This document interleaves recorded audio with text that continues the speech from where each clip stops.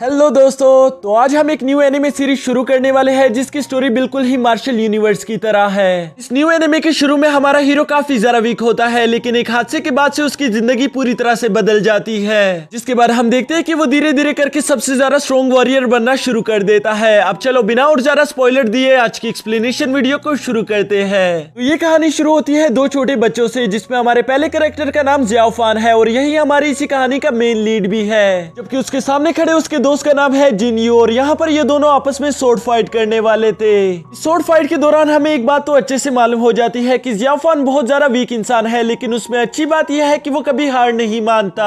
इसी वजह से हम देखते हैं कि वो चाहे जितनी बार भी जमीन पर गिर जाए, लेकिन इसके बावजूद भी वो दोबारा से खड़े होकर अटैक करना शुरू कर देता है। हाँ, इन दोनों के इस फ्रेंडली फाइट के दौरान हम देखते हैं कि इन दोनों ने काफी ज्यादा तोड़फोड़ कर दी थी, जिसकी वजह से वहाँ गाँव वाले लोग इन पर काफी ज्यादा गुस्सा करना शुरू कर देते हैं। जिसके साथ ही हम देखते हैं कि जिन्यू और उसके बाकी सारे दोस्तों वहाँ से अपनी जान बचाकर निकल गए थे, जबकि दूसरी तरफ ज़ियाओफान अभी भी वहीं पर खड़ा होकर उन सबसे सॉरी कह रहा था। वो उनसे कहता है कि आंटी मुझे माफ कर देना, एक बार मैं जिन्यू को हरा दूं, मैं वापस आकर इसकी सफाई जरूर कर दूंगा। और ये कहते साथ ही हम देखते हैं कि ज़ियाओफान ने भी जिन्यू के पीछे भागना शुरू कर दिया था, जहाँ ये लोग भागते भागते एक टेम्पल तक आ जाते हैं। इस टेम्पल में इंटर होते साथ ही हम देखते हैं कि ज़ियाओफान नीचे गिर चुका था, जिसकी वजह से वहाँ पर मौजूद लड़के उस पर हंसना शुरू कर देते हैं। ये देखकर ज़ियाओफान फुल हिम्मत के साथ दोबारा से खड़ा हो गया था और वो कॉन्फिडेंस के साथ कहता है कि बेशक मैं 97 बार हार चुका हूँ, लेकिन मैं तुमसे वादा करता हूँ कि मैं 98 बार नहीं हारूंगा। और ये कहते साथ ही वो बड़ी तेजी के साथ आगे बढ़ते हुए जिन्यू पर अटैक करना शुरू कर देता है। इस बार हम देखते हैं कि जिन्यू भी खुद को होल्ड बैक नहीं कर रहा था, बल्कि वो आगे बढ़ते हुए बड़ी तेजी के साथ ज़ियाओफान पर अटैक करना शुरू कर देता है, जिनको डॉज करने में ज़ियाओफान को काफी ज्यादा मुश्किल हो रही थी और इसी वजह से वो काफी ज्यादा थक चुका था। लेकिन इसके बावजूद भी जिन्यू देखता है कि ज़ियाओफान हार नहीं मान रहा था, जिसकी वजह से वो काफी ज्यादा गुस्से के साथ उस पर अटैक करते हुए उसका गला दबाना शुरू कर देता है। यहाँ पता नहीं अचानक से जिन्यू को क्या हो चुका था, उसकी आंखें पूरी तरह से रेड हो चुकी थी और वो ज़ियाओफान का गला दबाते हुए कहता है कि हार मान लो, नहीं तो मैं तुम्हें जान से मार डालूंगा। यहाँ जिन्यू का ये रूप देखकर वहाँ पर मौजूद छोटे बच्चे काफी ज्यादा डर गए थे, इसलिए वो फौरन से वहाँ से निकल जाते हैं, जबकि दूसरी तरफ ज़ियाओफान सांस नहीं ले पा रहा था। तभी अचानक वहाँ पर पीछे से एक मोंक आ जाते हैं, जिन्होंने बड़ी तेजी के साथ जिन्यू के कुछ प्रेशर पॉइंट पर हिट कर दिया था और इसी वजह से जिन्यू थोड़ा सा शांत हो जाता है। यहाँ होश में आने के बाद जिन्यू को कुछ याद नहीं था कि अभी उसने थोड़ी देर पहले क्या किया, जिसकी वजह से वो ज़ियाओफान से कहता है कि क्या तुम ठीक हो। ज़ियाओफान की ऐसी हालत देखकर वो मोंक इन दोनों से कहता है कि तुम दोनों काफी अच्छे वॉरियर हो, लेकिन तुम्हें अपने गुस्से पर काबू रखना सीखना होगा। और साथ ही साथ वो ज़ियाओफान को कहता है कि कभी कभी अपनी जिंदगी में हार मानना अच्छा होता है, जिस पर हम देखते हैं कि ज़ियाओफान को कुछ समझ नहीं आ रहा था। तभी जिन्यू ज़ियाओफान को उठाकर कहता है कि चलो तूफान आने वाला है, इससे पहले हमें घर चले जाना चाहिए। और ये कहते साथ ही वो दोनों भागकर अपने घर चले जाते हैं। इसके बाद सीन शिफ्ट होकर उसी दिन की तूफानी रात पर आ जाता है, जहाँ हम देखते हैं कि ज़ियाओफान ने एक टिफिन पैक कर लिया था और वो उस टिफिन को लेकर इसी मोंक के पास आ रहा था। तभी यहाँ दूसरी तरफ वो मोंक भी खड़ा होकर इस तूफान को देखते हुए कहता है कि बुद्धा हम पर अपना रहम दिखाना, ये तूफान देखकर मुझे कुछ अच्छा फील नहीं हो रहा। उसके बाद ये कहने की देर थी कि तभी हम देखते हैं कि उसके सामने से एक शैडो बड़ी तेजी के साथ गुजरने ही वाला था, जिसके अंदर उस मोंक को एक बच्चे का हाथ दिखाई दे देता है। ये देखते साथ ही उस मोंक ने बड़ी तेजी के साथ जंप करते हुए उस शैडो के अंदर से उस बच्चे को बाहर निकाल लिया था, जिसके बाद वो शैडो पर गुस्सा करते हुए कहता है कि बस तुम्हारी यही औकात रह गई, अब तुम यहाँ पर आकर बच्चों को लेकर जाओगे, लेकिन याद रखना जब तक मैं यहाँ पर हूँ मैं तुमको ऐसा कुछ भी करने नहीं दूंगा।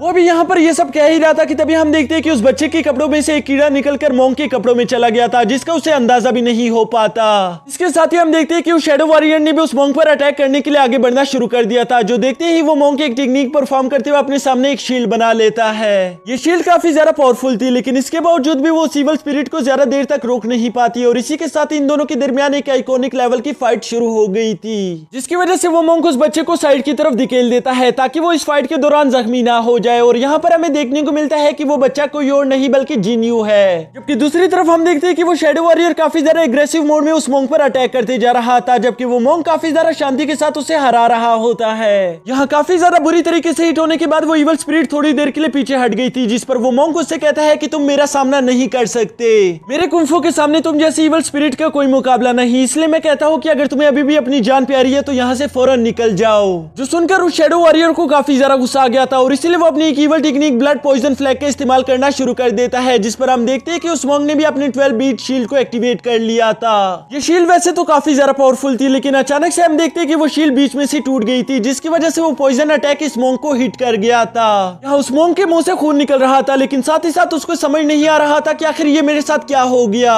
तभी उसकी नजर अपनी बॉडी से निकलने वाले एक 7 टेल क्रीचर पर पड़ जाती है, जिस पर उसे समझ आ आ गया था कि इसने मुझे ट्रिक कर दिया, ये यहाँ पर मुझे मारने के लिए आया है। जो सुनकर वो शैडो वॉरियर मुस्कुराते हुए कहता है तो तुम्हें समझ आ गया कि मैं यहाँ पर तुम्हें मारने के लिए आया हूँ, लेकिन अब इसका कोई फायदा नहीं क्योंकि बहुत देर हो चुकी है। ये कहते साथ ही उस शैडो वॉरियर ने काफी तेजी के साथ आगे बढ़ते हुए उस मोंग को काफी ज्यादा क्रिटिकल हिट कर दिया था। जिसके बाद वो शैडो वॉरियर एक इवल मुस्कुराहट के साथ कहता है कि तुम्हें अपना बुद्धा बहुत ज्यादा पसंद है, इसलिए मैं चाहता हूँ कि मैं तुम्हें उसी के पास पहुंचा दूं। जो कहते साथ ही हम देखते हैं कि उस शैडो वॉरियर ने अपनी जायंट स्पिरिट टेक्निक को एक्टिवेट कर लिया था, जबकि दूसरी तरफ वो मोंग भी कहता है कि मैं इस तरह से हार नहीं मानने वाला।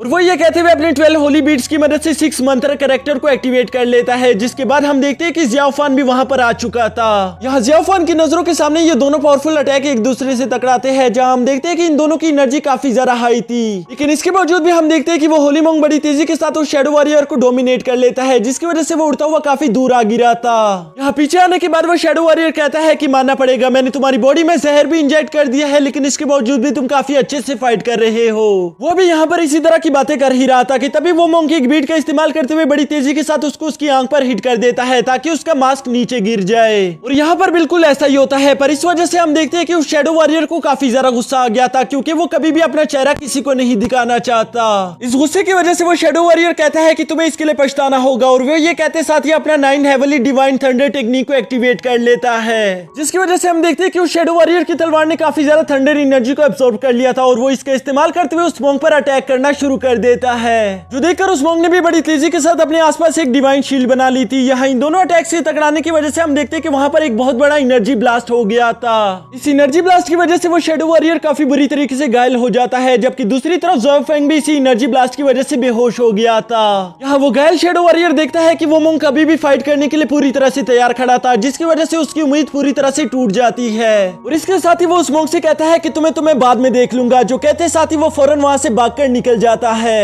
यहाँ पीछे दूसरी तरफ हम देखते हैं कि वो मोंग भी काफी बुरी तरीके से घायल हो चुका था। वो बड़ी मुश्किल के साथ खुद को खड़ा रख पा रहा होता है। तभी अचानक उसकी नजर उन 2 बच्चों पर पड़ गई थी जो कि बुरी तरह से बेहोश हो चुके हैं, तो इसलिए वो उन दोनों को उठाकर एक जगह पर दरख्त के नीचे ले आया था। यहाँ वो मोंग खुद की हालत को देखकर कहता है कि शायद मेरे पास ज्यादा वक्त नहीं, मुझे नहीं लगता कि मैं खुद को सरवाइव कर पाऊंगा। लेकिन साथ ही साथ वो इस विलेज की तरफ देखकर कहता है कि इस विलेज को किसी हीरो की जरूरत है जो कि हमेशा इसकी हिफाजत कर सके, यानी कि मुझे अपनी सारी पावर किसी और को पास करनी होगी ताकि वो लोगों के लिए एक उम्मीद की किरण बन सके। यहाँ वो मोंग का भी ये सब सोच ही रहा था कि तभी उसकी नजर इन 2 छोटे बच्चों पर पड़ जाती है। खास तौर वो ज़ियाओफेंग को काफी ज्यादा गौर से देख रहा था। जिसके साथ ही हमारा ये एपिसोड यहीं पर खत्म हो जाता है। दोस्तों उम्मीद करता हूँ कि आप लोगों को इस सीरीज का फर्स्ट एपिसोड काफी ज्यादा अच्छा लगा होगा, और आप लोगों को फिक्र करने की कोई जरूरत नहीं, क्योंकि आगे के 2 एपिसोड भी मैं अभी कुछ ही देर में लाने वाला हूँ। लेकिन उसके लिए मैं चाहता हूँ कि आप लोग मेरे इस चैनल को सब्सक्राइब कर लो, साथ ही साथ बेल आइकन को भी प्रेस कर देना ताकि मैं जैसी न्यू वीडियो को अपलोड करूँ आप लोगों को सबसे पहले बेल नोटिफिकेशन मिल जाए।